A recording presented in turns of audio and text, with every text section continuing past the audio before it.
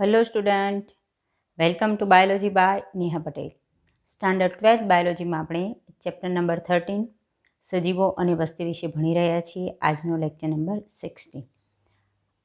આપણે આ ટૉપિકમાં વસ્તીના વિશિષ્ટ લક્ષણો એમાંનું એક લક્ષણ વસ્તી આંતરક્રિયાઓ ભણી રહ્યા છીએ અને 1 બાય 1 વસ્તી આંતરક્રિયાઓના જે અલગ અલગ પ્રકારો છે એના વિશે ભણીએ છીએ. એમાંથી આપણે 2 આંતરક્રિયાઓ, એક પરભક્ષણ અને બીજું સ્પર્ધા, એના વિશે આગળના લેક્ચરમાં ભણી ચૂક્યા છીએ. આજના લેક્ચરમાં આપણે અન્ય એક આંતરક્રિયા જેને કહેવાય છે પરોપજીવન, એના વિશેની માહિતી મેળવીશું. ચલો તો ટેક્સ્ચ્યુઅલ ટોપિક 1 બાય 1 ભણવાની શરૂઆત કરીએ. ચલો તો આપણો આજનો ક્વેશ્ચન રહેશે પરોપજીવન વિવિધ ઉદાહરણ દ્વારા સમજાવો. તો ઇન્સોર્ટ આપણે પરોપજીવન નામની આંતરક્રિયા વિશે ભણી રહ્યા છીએ. આગળ જ આપણે જ્યારે આંતરક્રિયાઓ વિશે સામાન્ય માહિતી જોયેલી ત્યારે જોયેલા કે પરોપજીવનમાં જે 2 જાતિઓ છે એમાંની એક જાતિને પરોપજીવી કહેવાય અને બીજી જાતિને યજમાન કહેવાય. જે અન્ય જાતિ પર પરોપજીવન ગાળતી હોય એ જાતિને પરોપજીવી અને જે જાતિ પર એ નપતી હોય એને યજમાન કહેવાય છે. હવે પરોપજીવન એ ખરેખર જીવનનો એવો પ્રકાર છે. પરોપજીવન શેના માટે હોય છે? પહેલાં તો સામાન્ય રીતે રહેવા સાથે સાથે, માત્ર રહેવા તો નહીં જ, પણ રહેવાની સાથે ઘણી બધી એની પ્રક્રિયાઓ જેવી કે રક્ષણ માટે, મુખ્યત્વે તો પોષણ માટે જો કોઈ સજીવ અન્ય સજીવ પર આધાર રાખતો હોય તો એને આપણે પરોપજીવી કહીએ છીએ. પોષણ માટે, બરાબર.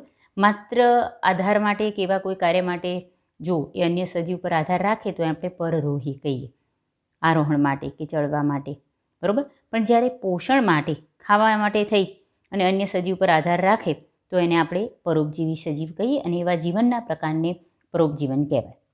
જુઓ, જીવનનો પરોપજીવી પ્રકાર એ રહેવાની અને ખાવાની ખરેખર બિનખર્ચાળ વ્યવસ્થાની ખાતરી આપે છે.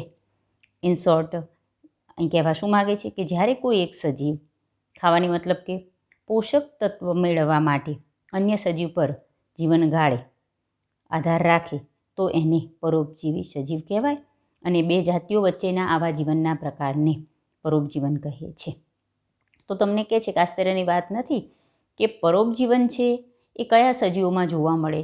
તો બધા જ વનસ્પતિઓથી લઈ અને બધા જ ઉચ્ચ કક્ષાના પૃષ્ઠવંશીઓ સુધી વર્ગીકરણ સમૂહ જે બધા જ છે, બધામાં પરોપજીવન વિવિધ પ્રકારે જોઈ શકાય છે. તો પહેલાં તો અહીંયા એક ક્વેશ્ચન આપણને કે પરોપજીવન એટલે શું, જે મેં વ્યાખ્યા કહી છે એ. અને નેક્સ્ટ પોઈન્ટ કે કયા પ્રકારની જાતિઓમાં પરોપજીવન જોવા મળે? તો વનસ્પતિઓથી લઈ ઉચ્ચ કક્ષાના પૃષ્ઠવંશીઓ સુધી બધા જ પ્રકારની જાતિઓમાં પરોપજીવન જોઈ શકાય છે. હવે પરોપજીવી છે એ પોતાના યજમાન પર જીવન ગાળવા માટે પર અથવા અંદર, કેમ એ આપણે પ્રકાર જોઈશું. મૂળ યજમાન સાથે જીવન ગાળવા માટે થઈ અને સામાન્ય રીતે ઘણીવાર તો એવું થાય છે કે એણે જે તે યજમાન સાથે જીવન ગાળવું હોય તો એને અનુકૂળ થવા માટે પોતાની જાતમાં વિશિષ્ટ કંઈક ફેરફાર લાવેલા હોય. ફેરફાર કોણ લાવેલા હોય? પરોપજીવી. કારણ કે એમને શેમાંથી પોષણ લેવું છે? યજમાનમાંથી. તો યજમાનમાંથી એ પોષણ લઈ શકે એટલે પરોપજીવી એ પોતે વિશિષ્ટ રીતે અનુકૂલિત થયેલા હોય.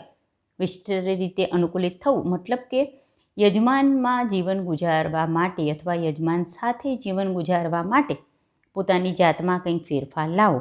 તો અહીંયા પણ MCQમાં ખાસ ધ્યાન રાખવાનું કે કોણ વિકસિત થયા હોય, કોણ અનુકૂલિત થયા હોય? તો પરોપજીવીઓ.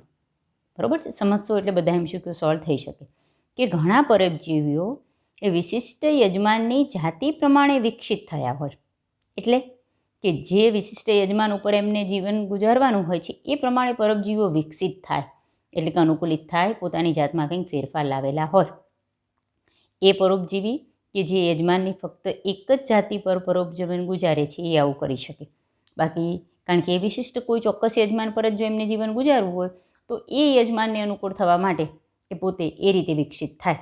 પણ એવું જરૂરી નથી. ઘણા પરોપજીવીઓ એકથી વધુ અથવા અલગ અલગ પ્રકારના યજમાન પર જીવન ગુજારતા હોય તો ત્યારે એનામાં આવું વિશિષ્ટ વિકાસ અથવા અનુકૂલન જોઈ શકાતું નથી. બરાબર. તો જ્યારે પરોપજીવી જો કોઈ એક જ યજમાન પર યજમાન જાતિ પર પરોપજીવન ગુજારતા હોય ત્યારે એ વિશિષ્ટ યજમાનની જાતિને અનુસરીને એ પ્રમાણે પોતે એટલે કે કોણ પરોપજીવી વિકસિત થાય અથવા અનુકૂલિત થાય. બરાબર.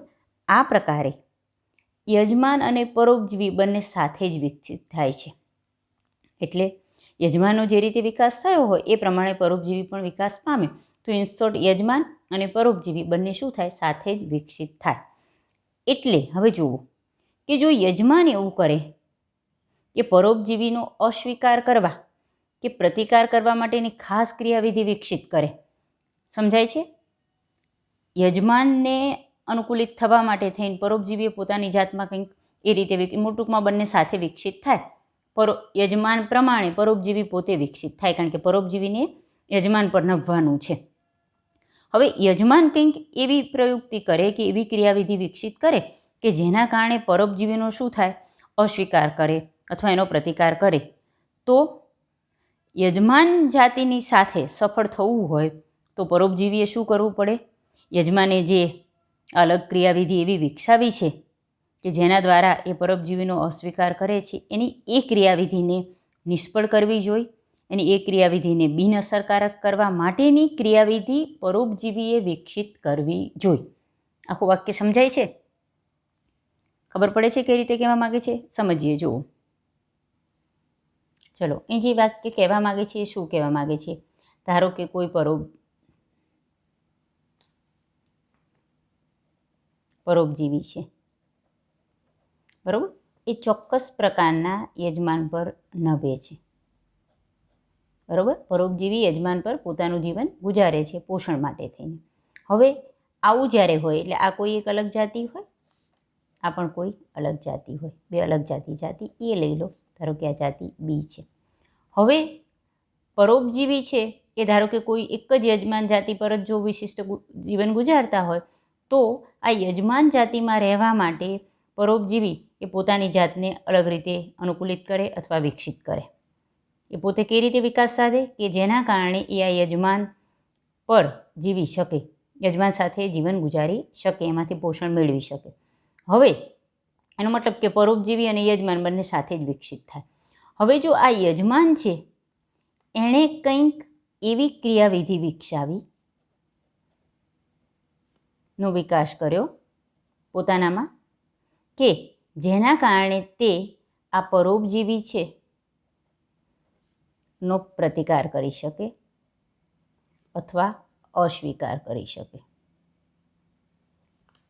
યજમાને કંઈક એવી ક્રિયાવિધિ વિકસિત કરી કે આ પરોપજીવી છે એને પોતાનામાં રહેવા ન દઈ શકે, બરાબર, એનો પ્રતિકાર કરી શકે. તો પરોપજીવીએ તો આનામાં જીવવું છે, તો પરોપજીવીએ કેવી ક્રિયાવિધિ વિકસાવવી જોઈએ? એણે કેવી ક્રિયાવિધિ વિકસાવવી જોઈએ કે જેના દ્વારા એ આ પરોપજીવીએ જે પરોપજીવીના અસ્વીકારની જે યજમાને જે ક્રિયાવિધિ વિકસાવી છે એનો અવરોધ થાય. બરાબર. એટલે આણે જે યજમાન જાતિએ આ પરોપજીવીનો અસ્વીકાર માટેની જે ક્રિયાવિધિ વિકસાવી છે એનો ઓપોઝ કરી શકે એવી ક્રિયાવિધિ આ પરોપજીવી વિકસાવી લે. એટલે આની અસ્વીકારની કે પ્રતિકારની જે ક્રિયાવિધિ હતી એ નાશ પામે. એના કારણે પાછું પરોપજીવી પોતે એમાં જીવી શકે. સમજાઈ ગયું? આ ચલો, તેથી આગળ કહે છે કે તેમને જીવનશૈલીને અનુરૂપ પરોપજીવીઓ એ વિશેષ અનુકૂલનો વિકસિત કર્યા છે. ખાસ અહીંયા ધ્યાન રાખવાનું કે વિશેષ અનુકૂલનો કોનામાં જોવા મળે?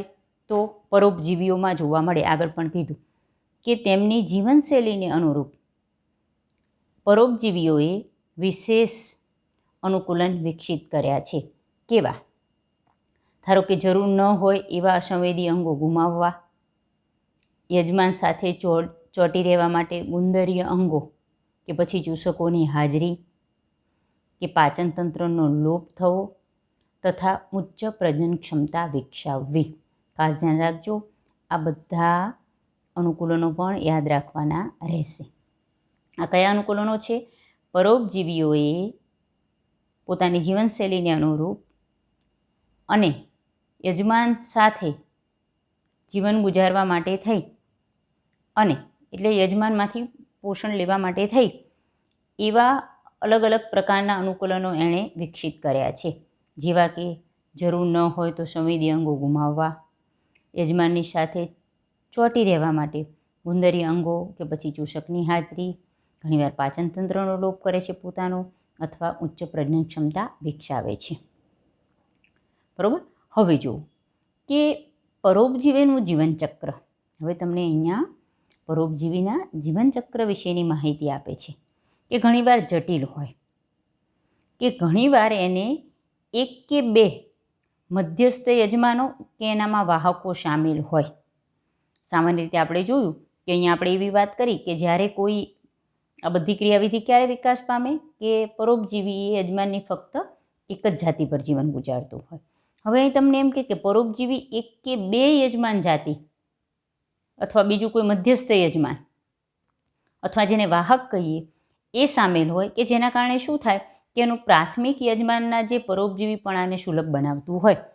એટલે એનો પ્રાથમિક યજમાન તો કોઈ એક જ હોય, પરંતુ એનું પરોપજીવીપણું એ યજમાન પર રહેવા માટેની એનું જે ક્રિયાવિધિ છે એને સુલભ બનાવવા માટે, વધુ ફેસિલિટેટ બનાવવા માટે એને અન્ય યજમાનની જરૂર પડતી હોય અથવા અન્ય વાહકની જરૂર પડતી હોય.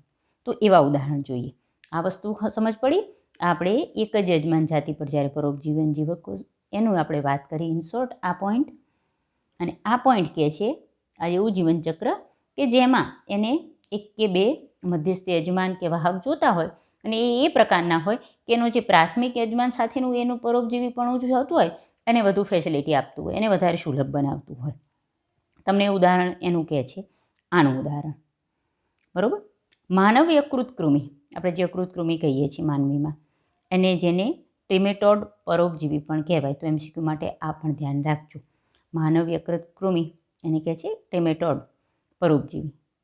એને પોતાના જીવનચક્રને પૂર્ણ કરવા માટે બે અન્ય મધ્યસ્થ યજમાનો ગોકળગાય અને માછલી પર આધાર રાખે છે. તો ઇન શોર્ટ આ જે ટ્રિમેટોડ યકૃત કૃમિ છે એનો પ્રાથમિક યજમાન કોણ છે? માનવી છે. બરાબર. પરંતુ એને પોતાનું જીવનચક્ર એટલે એનું પ્રાથમિક યજમાનનો પરોપજીવીપણું એને સુલભ બનાવવા માટે થઈને એને પોતાનું જીવનચક્ર પૂરું કરવા માટે થઈને અન્ય એક કે બે મધ્યસ્થ યજમાનની જરૂર પડે. એટલે આ મધ્યસ્થી યજમાન છે. તો મધ્યસ્થી યજમાન તરીકે ગોકળગાય અને માછલી છે. MCQ માટે થઈને, ક્વેશ્ચન માટે થઈને આ વસ્તુ પણ યાદ રાખજો કે માનવ યકૃત કૃમિ શબ્દ પરથી જ કે એનો પ્રાથમિક યજમાન કોણ છે? તો માનવી છે. પણ એ બે કયા મધ્યસ્થી યજમાનોની એને જરૂર પડે છે? તો ગોકળગાય અને માછલીની.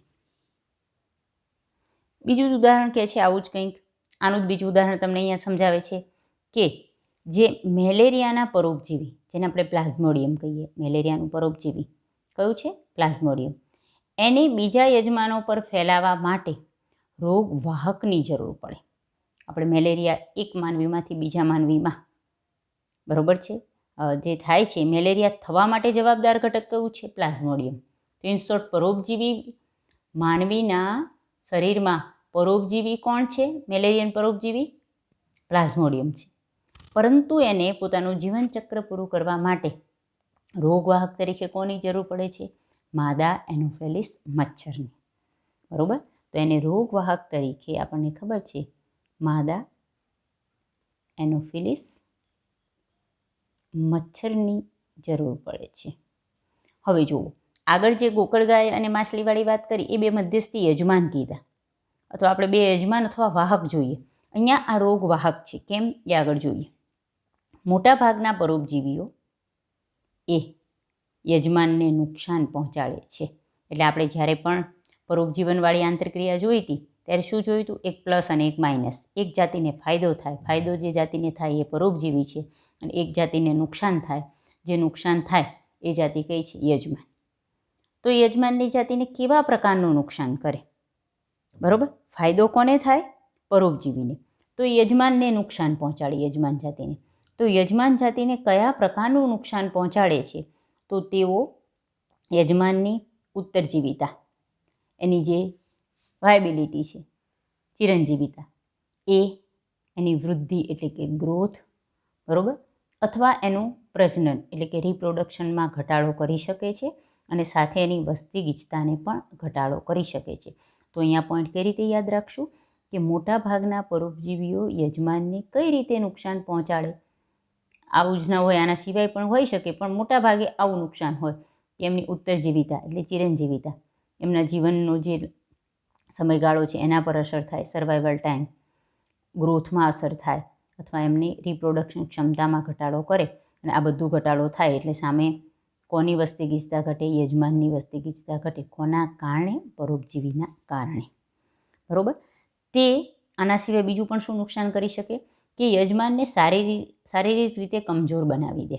કારણ કે યજમાનમાંથી પરોપજીવી પોષણ મેળવે છે. ખાસ કે પરોપજીવી એને જ કહેવાય કે જે યજમાનમાંથી ખોરાક મેળવી લે, પોષણ મેળવી લે. બરાબર.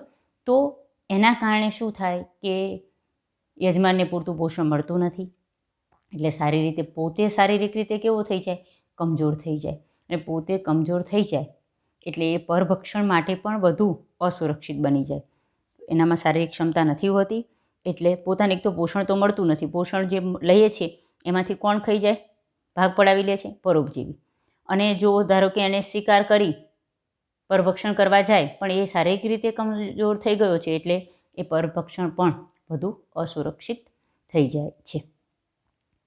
હવે અહીંથી આપણે પરોપજીવીઓના 2 પ્રકાર જોઈશું. અહીં સુધી ખબર પડી ગઈ છે? આપણે કઈ રીતે જોયું? પરોપજીવી શું, એની વ્યાખ્યા. જ્યારે કોઈ એક જ યજમાન પર, કોઈ વિશિષ્ટ યજમાન પર કોઈ એક પરોપજીવી આધાર રાખતો હોય તો એ પોતાનામાં કેવા અનુકૂલન સાધે એ.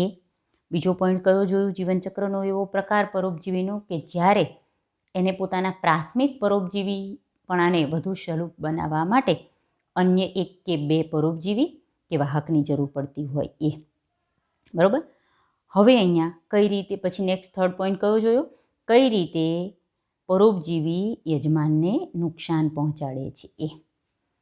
અહીંથી આપણે પરોપજીવીઓના 2 પ્રકાર જોઈશું. પરોપજીવીઓના મુખ્ય 2 પ્રકાર છે, બાહ્ય પરોપજીવી અને અંતઃપરોપજીવી. શબ્દ પરથી ખબર પડી જાય. જો એ યજમાન શરીરની બાહ્ય સપાટી પર જીવન ગુજારતા હોય તો એને બાહ્ય પરોપજીવી કહેવાય, અને યજમાનના શરીરની અંદર રહી અને જીવન ગુજારે તો એને શું કહેવાય? અંતઃપરોપજીવી. બરાબર. આમ જોવા જઈએ તો પોષણના પ્રકારના આધારે બીજા પણ 2 પ્રકાર પડે છે, સંપૂર્ણ પરોપજીવી અને અપૂર્ણ પરોપજીવી. એ શેના પરથી? એ અહીંયા તમને આપેલું નથી, ખાલી ધ્યાન રાખજો. સંપૂર્ણ પરોપજીવી એટલે એ સીધો જ અન્ય સજીવમાંથી તૈયાર ખોરાક જ મેળવી લે. સામાન્ય રીતે વનસ્પતિમાં આવા ઉદાહરણ આવે. અપૂર્ણ પરોપજીવી એ શું કરે? પાણી અને પોષક તત્વો મેળવે અને પછી પ્રકાશ સંશ્લેષણ કરીને પોતાનો ખોરાક જાતે બનાવે. પણ અહીં આપણે કોમન વનસ્પતિ પ્રાણીઓનું મિક્સ કરી અને સજીવો માટે ભણી રહ્યા છીએ, તો એ યજમાન શરીરની બહાર કે અંદર ક્યાં પરોપજીવન ગુજારે છે એના આધારે બાહ્ય પરોપજીવી અને અંતઃપરોપજીવી એવા પ્રકાર પડે છે. ચલો, તો અહીંથી આપણે પોઈન્ટ પાડીશું પરોપજીવીના પ્રકારો. કયા 2 પ્રકાર રહેશે? એકને કહેવાય છે બાહ્ય પરોપજીવી અને બીજાને કહીશું અંતઃપરોપજીવી. ચલો, પહેલું અહીંથી સ્ટાર્ટ થાય છે બાહ્ય પરોપજીવી. બરાબર. તો યજમાન સજીવની બાહ્ય સપાટી પર આહાર પૂર્તિ માટે આધાર રાખતા પરોપજીવીઓને બાહ્ય પરોપજીવી કહે છે. ખબર પડી ગઈ? યજમાન સજીવની કઈ સપાટી પર? બાહ્ય સપાટી પર. અને એ પરોપજીવી છે એટલે શેના માટે? આહાર પૂર્તિ માટે, ખોરાક માટે કે પોષણ માટે આધાર રાખતા પરોપજીવીઓને શું કહેવાય છે? બાહ્ય પરોપજીવીઓ કહેવાય છે. એના ઉદાહરણ કે છે મનુષ્યના શરીર પર માથામાં જે વાળમાં જે જૂઓ જોવા મળે છે, લાઈશ, એનો સમૂહ. કૂતરાના શરીર પર જે બગાઈઓ, બરાબર, સૂક્ષ્મ જે જીવાતો જોવા મળે છે એ. ત્રીજું ઉદાહરણ, ઘણી સામુદ્રિક માછલીઓ, એમાં બાહ્ય પરોપજીવી તરીકે અરિત્રપાદ, જેને કેપેપોડ્સ દ્વારા અસરગ્રસ્ત થાય છે, કે માછલીઓના શરીર બાહ્ય સપાટી પર ચૂષક દ્વારા અરિત્રપાદ કહેવાય, જેને કેપેપોડ્સ એ જોડાયેલા હોય. બરાબર. આ પહેલું ઉદાહરણ, આ બીજું ઉદાહરણ, આ ત્રીજું જોડકા જોડોમાં પણ પૂછાઈ શકે. ચોથું અમરબેલ, એક વનસ્પતિ છે, પરોપજીવી વનસ્પતિ, સંપૂર્ણ પરોપજીવી વનસ્પતિ. પીળા માત્ર સૂત્રો દોરીઓ જેવું જ દેખાય. બરાબર. ઉદ્વિકાસને આધારે સતત પરોપજીવન ગાળવાને કારણે એને પ્રકાશ સંશ્લેષણ કરવાની જરૂર પડી નથી, એટલે એના પર એક પણ પર્ણ જોવા મળતું જ નથી. એવું સતત પરોપજીવન ગાળે છે અને જે પણ વૃક્ષ પર એને નાખો એ પોતાના ચૂષક મૂળ એના ડાયરેક્ટ એની અન્નવાહક પેશી પર સાથે જોડાય અને એમાંથી ખોરાક ચૂસી લે અને જે તે ઘટક છે એને એ શું કરી દે છે, જે યજમાન છે એને સતત નુકસાન પહોંચાડે, એના પોષણ તરત જ ઘટાડી દે. એમાં પાક ઉત્પાદન સતત ઘટી જાય અને થોડા સમયમાં તો જે યજમાન છોડ છે સુકાઈ પણ જાય. અને પ્લસ એનો ફેલાવો ખૂબ જ વધારે છે, કારણ કે એને કોઈ જ મહેનત નથી કરવી પડતી. ડાયરેક્ટ જ યજમાન વનસ્પતિમાંથી ચૂષક દ્વારા તૈયાર ખોરાક જ મેળવી લે છે. તો અમરવેલ એક પરોપજીવી વનસ્પતિ છે જે સામાન્ય વાળમાં ઉગતી વનસ્પતિઓ પર વૃદ્ધિ કરે, કોઈ પણ બાળમાં ઉગતી વનસ્પતિ પર વૃદ્ધિ કરી દે. ઉદ્વિકાસ દરમિયાન અમરવેલ વનસ્પતિએ હરિતદ્રવ્ય અને પર્ણો ગુમાવી દીધા છે અને તે યજમાન વનસ્પતિમાંથી તેનું પોષણ મેળવે છે કે જે તેનું પરોપજીવીપણું છે. બરાબર છે. આ તમે 4 ઉદાહરણ જોયા.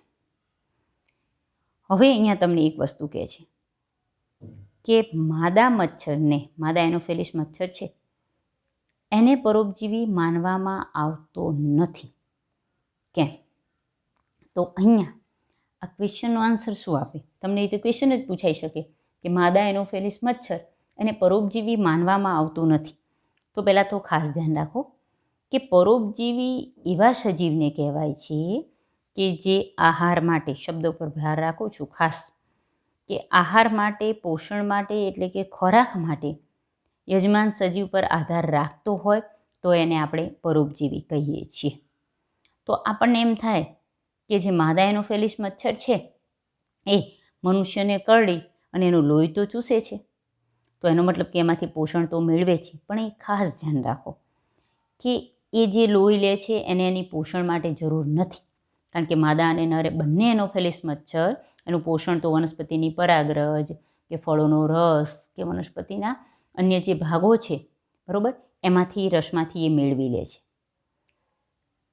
પરંતુ જે માદા એનોફિલિસ મચ્છર છે એને પોતાના જે એગ્સ એટલે કે ઈંડા છે એના વિકાસ માટે એ મનુષ્યના લોહીમાંથી ચોક્કસ પોષક તત્વની જરૂર પડે છે. પોતાના ખોરાક માટે નથી જરૂર, એને એના ઈંડાના વિકાસ માટે થઈ અને ચોક્કસ ઘટકોની મનુષ્યના લોહીમાંથી જરૂર છે. એટલે માદા એનોફિલિસ મચ્છરને મનુષ્યનું પરોપજીવી ગણાતું નથી. નહીંતર ઘણા એમ વિચારે કે માદા એનોફિલિસ મચ્છર એ પરોપજીવી છે કારણ કે મનુષ્યના શરીર પરથી લોહી ચૂસે છે, બાહ્ય પરોપજીવી. બરાબર. પરંતુ એને વાહક કહેવાય છે. બરાબર. કેમ? કારણ કે પ્લાઝ્મોડિયમનું વહન એ પોતાના શરીરમાંથી માનવીના રુધિરમાં કરાવી આપે છે, એટલે એને વાહક કહે છે. સમજણ પડી? ક્વેશ્ચન પૂછાય તો આખો જે પણ હું શબ્દ બોલી છું એને તમે આન્સર તરીકે ત્યાં નોટ ડાઉન કરી શકશો. તો માદા મચ્છરને એટલે કે માદા એનોફિલિસ મચ્છર એને પરોપજીવી માનવામાં આવતો નથી. તે થતાં પ્રજનન માટે, આગળ જ મેં કીધું, એનામાં ઈંડાના વિકાસ માટે એને આપણા એટલે કે મનુષ્યના લોહીની જરૂર પડે છે. તો આ થઈ બાહ્ય પરોપજીવીના ઉદાહરણ સાથેની પ્રક્રિયા. પરોપજીવીઓ 2 પ્રકારના કયા? તો બાહ્ય અને અંતઃપરોપજીવી. બાહ્ય પરોપજીવી વિશે સમજાવવું તો તમારે આટલો પોઈન્ટ લખવાનો રહે. બરાબર. નોટ્સમાં આટલો પોઈન્ટ અલગથી બાહ્ય પરોપજીવી શું, બાહ્ય પરોપજીવી, ને પછી ઉદાહરણ કરીને એક મનુષ્ય પરની જીવો, બીજું ઉદાહરણ નીચે કરીને લખવાનું, કૂતરા પર બગાયો, ત્રીજું ઉદાહરણ ઘણી સામુદ્રિક માછલીઓની બાહ્ય સપાટી પર અરિત્રપાદ અથવા કેપેપોડ્સ જોવા મળે એ, ચોથું ઉદાહરણ અમરવેલ કે જે વાળમાં ઉગતી વનસ્પતિ પર વૃદ્ધિ કરે એ. બરાબર. અને અમરવેલ વિશે. અને 5મું ઉદાહરણ માદા એનોફિલિસ મચ્છરનું. અને અહીંયા દર્શાવવાનું કે અહીંયા અલગ ક્વેશ્ચન પૂછાઈ શકે બીજો કે કેમ માદા એનોફિલિસ મચ્છરને પરોપજીવી માનવામાં આવતું નથી. તો એ ક્વેશ્ચનનો આન્સર પણ તમે વિડીયો પોઝ કરી અને વારે વારે જોઈ અને નોટ્સમાં એ પોઈન્ટ એક લખી નાખજો. તો અહીંયા આપણે બાહ્ય પરોપજીવી વિશેની માહિતી પૂરી કરી. ચલો, હવે આવે છે નેક્સ્ટ બીજો પ્રકાર, જેને કહેવાય છે અંતઃપરોપજીવી. બરાબર. સોરી, અહીંથી આપણે નેક્સ્ટ બીજો પ્રકાર કયું છે? અંતઃપરોપજીવી. જો તેની વિરુદ્ધમાં એટલે કે બાહ્ય પરોપજીવીની વિરુદ્ધમાં અંતઃપરોપજીવીઓ આપણે અહીંયા બાહ્ય પરોપજીવીઓ વિશે જોયેલું. આપણે આ વસ્તુ અહીંયા અંતઃપરોપજીવીઓ માટે જોઈએ છીએ. અંતઃપરોપજીવીઓ એવા છે કે જેઓ યજમાન સજીવના શરીરમાં, બરાબર, ઓલું શું હતું, એની યજમાન સજીવની બાહ્ય સપાટી પર, અહીંયા યજમાન સજીવના શરીરમાં વિવિધ સ્થાનો જેવા કે યકૃત, મૂત્રપિંડ, ફેફસા, લાલ રુધિરકોષો એટલે કે આરબીસી વગેરેમાં રહે છે. આ કોની વાત છે? અંતઃપરોપજીવીઓ. યજમાન શરીરની અંદર રહે છે અને શરીરની અંદર પણ કયા વિવિધ સ્થાનો પર રહે છે? તો યકૃત, મૂત્રપિંડ, ફેફસા, લાલ રુધિરકોષો વગેરે. બરાબર. તેના અત્યંત વિશિષ્ટકરણને કારણે અંતઃપરોપજીવીઓ છે એ પોતાનું જીવનચક્ર ખૂબ જ એક તો જટિલ હોય. બરાબર. કારણ કે એમને કોઈ સજીવના શરીરની અંદર જીવન ગુજારવાનું છે, તો એમનું પીએચ, એમનું તાપમાન, એમાં શરીર રહેલા જે વિશિષ્ટ ઘટકો છે એમાં જીવંત રહેવા માટે, એવા જટિલ જીવન ગુજારવા માટે એમને ખૂબ જ વિશિષ્ટીકરણની જરૂર પડે છે. જ્યારે બાહ્ય પરોપજીવીઓને આવા બધા વિશિષ્ટકરણ તો જોઈએ જ. કેવા કે સજીવના શરીર સાથે ચોંટી રહેવા માટે, કોઈ ગુંદર ગ્રંથિ કે બાહ્ય સપાટી પર રહેવા માટે. પણ જ્યારે આ લોકોને કે જે અન્ય સજીવમાં અંતઃપરોપજીવન ગાળે છે યજમાનમાં, એમને વધારે વિશિષ્ટીકરણની જરૂર પડે. સામાન્ય રીતે એમનું બાહ્ય આકાર્ય કે અંતસ્થ રચનાકીય લક્ષણો બહુ સામાન્ય જ હોય. બરાબર. એ બહુ કંઈ જટિલ હોતા નથી, પરંતુ એવા તો ચેન્જીસ હોય જ કે જે એમની પ્રજનન શક્તિને બળ આપતા હોય. રીઝન એ જે પણ આંતરિક ઘણું બધું વિશિષ્ટીકરણ પામે, એમાં એ પોતાની બાહ્યાકાર રચના કે અંતસ્થ રચનાના લક્ષણો તો સરળ તો હોય, પણ એ રચના એટલા સરળ તો હોય જ કે એમની પ્રજનન ક્ષમતાને પ્રોત્સાહિત કરતા હોય, તો જ એ પોતે યજમાનમાંથી પોષક મેળવી પ્રજનન પામી અને પોતાની સંખ્યા ત્યાં વધારી શકે છે. બરાબર. ચલો, એક બીજું તમને એક ઉદાહરણ કહે છે આના વિશે, કે પક્ષીઓમાં જે અંડપરોપજીવન છે, અહીંથી તમને અલગથી પણ પોઈન્ટ પૂછાય છે આનું જ અંતઃપરોપજીવનનું. આ બે બાહ્ય પરોપજીવી અને અંતઃપરોપજીવી બે પ્રકાર હતા. અહીંથી એક અલગ પોઈન્ટ ચાલુ થાય છે, અંડપરોપજીવન. અહીંયા અંતઃપરોપજીવન પૂરું થાય છે, અહીંયા બાહ્ય પરોપજીવન પૂરું થાય. સમજણ પડે છે? તો પ્રજનનના બે પ્રકાર અહીંયા પૂરા કર્યા. આ છે બાહ્ય પરોપજીવન, આ છે અંતઃપરોપજીવન. થર્ડ અલગથી પોઈન્ટ કરીને લખવાનું છે અંડપરોપજીવન, વિશિષ્ટ અલગ ઉદાહરણ. પક્ષીઓમાં અંડપરોપજીવન એ પરોપજીવનનું રસપ્રદ ઉદાહરણ છે કે જેમાં પરોપજીવી પક્ષી પોતાના ઈંડા તેના યજમાનના માળામાં મૂકે છે અને યજમાનને ઈંડા સેવવા દે છે. આપણે આ ઉદાહરણ જો તમે ક્યાંય વસંત ઋતુથી ગ્રીષ્મ ઋતુ વચ્ચેનો જે ગાળો છે, બરાબર, અને એ સમય એ પ્રજનન ઋતુ છે પક્ષીઓની, એ સમય તમે જુઓ તો આપણને ખબર છે કે જે કોયલ છે એ પોતાના ઈંડા કાગડાના માળામાં મૂકે છે. તો ઉદ્વિકાસની પ્રક્રિયા દરમિયાન પરોપજીવીના ઈંડા કદ અને રંગમાં યજમાનના ઈંડાની સાથે મળતા આવે છે. બરાબર છે? જુઓ, અહીંયા પરોપજીવી સજીવ કોણ છે? તો કોયલ. કોયલનું ઈંડું એમ પણ કહી શકીએ. અને એને કોઈ શરીરની જરૂર નથી, પરંતુ યજમાનના માળામાં, બરાબર, યજમાનની એક પ્રક્રિયાની જરૂર છે, સેવવા માટે થઈ અને યજમાનના માળામાં મૂકી દે છે. હવે શું થાય કે ઉદ્વિકાસમાં આ પ્રક્રિયા સતત ચાલુ છે, એના કારણે બંનેના ઈંડા રચનાના કદમાં સરખા છે. એટલે યજમાન છે એ પોતાના ઈંડા, એટલે કે કાગડો છે પોતાના ઈંડા અને કોયલના ઈંડા અલગ તારવી શકતો નથી, એટલે એને દૂર નથી કરતો, એને માળામાંથી ફેંકી નથી દેતો અને એને પોતાના ઈંડા સમજીને સેવી નાખે છે. આ રીતે ઈંડાને સેવવા માટે થઈ અને કોયલે કાગડાનો યજમાન તરીકે ઉપયોગ કર્યો કહેવાય. જુઓ, તેથી યજમાનના ઈંડાની સાથે જ એ વિકસિત થઈ જાય તો શું થાય છે? યજમાન પક્ષી દ્વારા, એટલે કે અહીંયા આપણે કાગડા દ્વારા વિજાતીય ઈંડા એટલે કે કોયલના ઈંડાને શોધી કાઢવાની તથા એના માળામાંથી તેમને નીકળી જવા માટેની તક ઓછી થઈ ગઈ છે. જો એ જુદા પાડી શકતું હોય તો કાગડો શું કરે? પોતાના ઈંડા જ સેવે, ઓલા ઈંડાને શોધી કાઢી અને માળામાંથી એને દૂર કરી નાખે. પણ એ તક ઓછી થઈ ગઈ છે. રીઝન કે બંનેના ઈંડા કદ અને રંગમાં સરખા છે. તો આ રીતે આપણે અહીંયા પરોપજીવન એક ટૉપિક પૂરો કર્યો છે. બહુ સિમ્પલ ટૉપિક છે. પરોપજીવન એટલે શું? જ્યારે એક વિશિષ્ટ યજમાન ઉપર જીવન ગુજારવાનું હોય તો પરોપજીવી પોતાનામાં શું ચેન્જીસ લાવે. બીજું કે જ્યારે એકથી વધુ યજમાન અથવા વાહકોની જરૂર પડતી હોય એના ઉદાહરણો. થર્ડ, પરોપજીવી યજમાનને કઈ રીતે નુકસાન પહોંચાડે એ. ફોર્થ, પરોપજીવીના પ્રકાર. એમાં પહેલાં બાહ્ય પરોપજીવી વિશે બરાબર પોઈન્ટ એટલે પાડીએ છીએ અલગ અલગ કે તમે કેટલું લખવું એ ખબર પડે. પછી અંતઃપરોપજીવી વિશે અને લાસ્ટ પોઈન્ટ અંડ પરોપજીવન વિશે. તો આ રીતે તમે આજની જે વસ્તી આંતરક્રિયાની એક પ્રક્રિયા પરોપજીવન વિશેની માહિતી મેળવી. તો આના સાથે આજનો લેક્ચર આપણે પૂરો કરીએ છીએ. જય હિન્દ.